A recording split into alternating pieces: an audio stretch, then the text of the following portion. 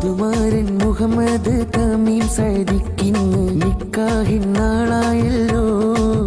ആഹാ നിക്കാഹിൻ നാളായല്ലോ. ജനുവരി 26 സുദീനത്തിൽ മണവാട്ടി എത്തുമല്ലോ. മഹദിയാൽ Mahira ചമയുന്നല്ലോ.